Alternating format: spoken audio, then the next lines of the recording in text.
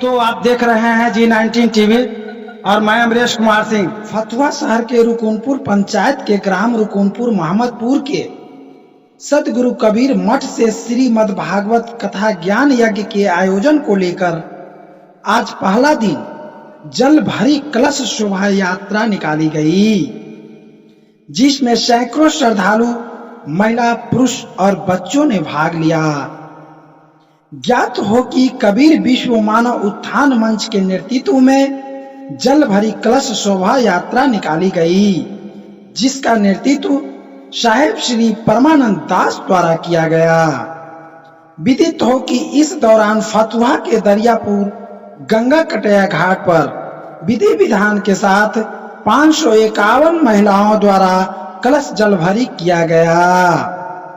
इस दौरान ग्राम रुकुनपुर सतगुरु कबीर मठ के श्री रामचंद्र चौक से ग्रामीण महिलाओं द्वारा शोभा यात्रा निकाली गई, जिसमें बैंड बाजा के साथ हाथी, ऊंट और रथ पर सवार हो ग्राम नथुपुर, खोखनी, नारायणा, पीताम्बरपुर, रसलपुर होते हुए फतुहा शहर के दरियापुर स्थित कटैया गंगा घाट पर पहुंचे। इस दौरान 12 किलोमीटर की पैदल यात्रा कर लोगों द्वारा कलश में संकल्पित जल लिया गया।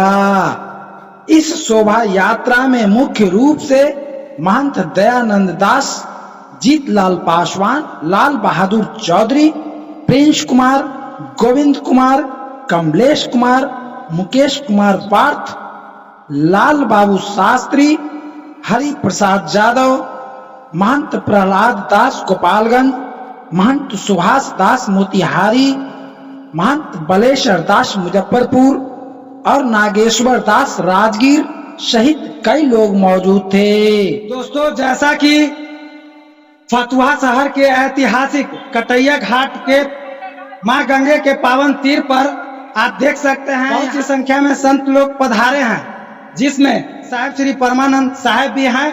आइए मैं इनसे थोड़ा जानता हूँ। साहब, ये जो आपने जो रुकुनपुर से जो यज्ञ का प्रारंभ किया है और इसकी जल भरी कर रहे हैं, इस संबंध में आप जो इस घाट पर आए हैं, जल भरी कर रहे हैं, इसके बारे में आज हम लोग इस कली काल में भाग दौड़ के जीवन में मैं सोचा कि पहले 1000 वर्ष का तप करते थे। शास्त्रों में आया है कलयुग केवल नाम यधारा, असुमरी सुमरी नर उतना ही भव पारा। तो भव पार होने का यह एक अवसर। मैं अभी मथुरा वृंदावन गया, मैं खुद 1971 से लगातार 20 साल वहां रहा। तो शास्त्रों में मनन किया कि जो मानव समाज है, मानव समाज से कुछ बढ़ के नहीं है। तो मानव का उत्थान, मानव का सुधार, सभी जीवों की रक्षा है ना।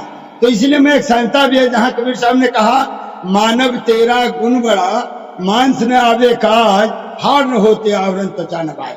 तो हम कबीर साहब ने बाकी हम यही चाहते कि हे भाई लोग, आप लोग सुधरे, आपका सुधार होगा तब न विकास होगा।